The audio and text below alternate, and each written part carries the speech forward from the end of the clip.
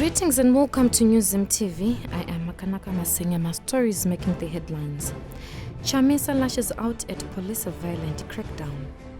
In the courts, Chiangwa's son risks losing mansion over $800,000 debt. In business, PPC Zimbabwe volumes down 35% as economic situation deteriorates. In sports, Antipas resigns as Warriors coach. News in detail. Police violent crackdown on MDC supporters on Wednesday did not reflect claims by President Emmerson Mnangagwa's administration that security forces were undergoing training in human rights, MDC leader Nelson Chamisa has said. Chamisa was addressing journalists and his party top brass following clashes between security forces and his supporters before he was expected to deliver his Hope of the Nation address. As I entered Harvest House, I was shocked to see the behavior and conduct of the police. And I don't believe that they are police officers. I have every reason to believe that these are people who are just armed in uniform to try and disguise so that they prove to you that they are police, but they are not.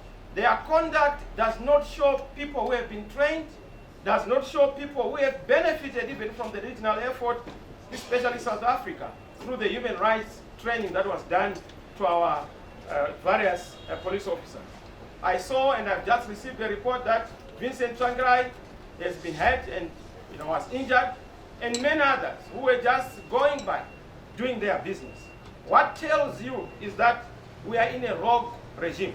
For the umpteenth time, police violently dispersed opposition supporters in the capital, leaving scores injured, including reports that a woman had both legs broken, while a video of an elderly man with his head split open went viral on social media.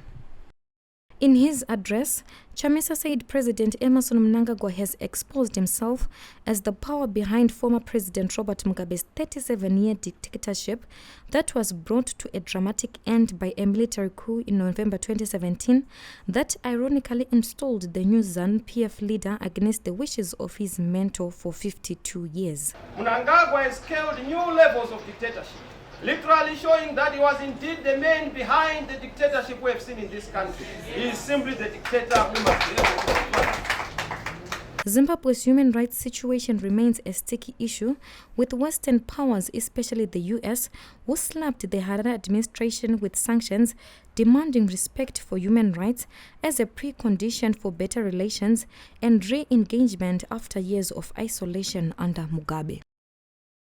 ZANU-PF Politburo member and former War Veterans Minister Chinga Dube says careless people in government, including members of security forces, are hindering President Emmerson Mnangagwa's wishes to re-engage the international community and political change in the country. Dube gave the example of the August 1, 2018 post-shooting death of 6 civilians by the army as a typical example of internal efforts to soil Mnangagwa's image. In the courts, Getbacks Microfinance Bank Limited has dragged former Zimbabwe Football Association president and businessman Philip Chiangwa's 2 sons to the High Court over $800,000 debt. The two, Edmund and Brian, are being sued along with their companies World Grain Limited and Padley Enterprises Limited, respectively. The respondents risk losing their upmarket Grange property, which was registered as surety upon acquiring a loan from the complainant. According to court papers, through a written agreement dated February 26, 2019, Getbacks extended $600,000 to World Grain Limited, in which the 2 sons stood as sureties and co-principal debtors. The respondents have not yet filed their response, and the matter is still pending before the High Court. In business, cement manufacturer Pretoria Portland Cement PPC sales volumes have dwindled 35%, prompting a 54% revenue decline due to hyperinflation and continuous weakening of the local currency. The company said the reduction is in line with the ongoing market volatility that has resulted in prices being adjusted on a weekly basis as inflation soared. The company's chief executive Roland van Woutjenen said good performance in other countries managed to offset losses registered in Zimbabwe. PPC Zimbabwe remains financially self-sufficient and is preserving cash by investing in inventory and accelerating capital expenditure.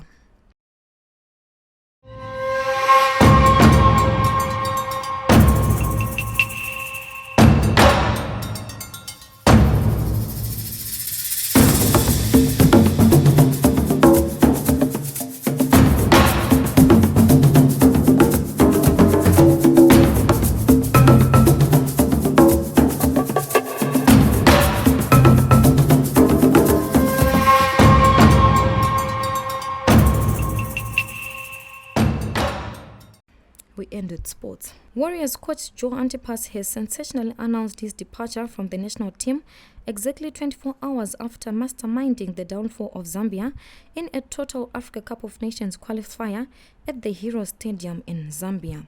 The Warriors, against all odds, shocked the 2012 African champions, beating them 2-1 through a brace by poster boy Kamba Billiard, who scored either side of the half to register Zimbabwe's first win over Chipolopolo in an AFCON qualifier.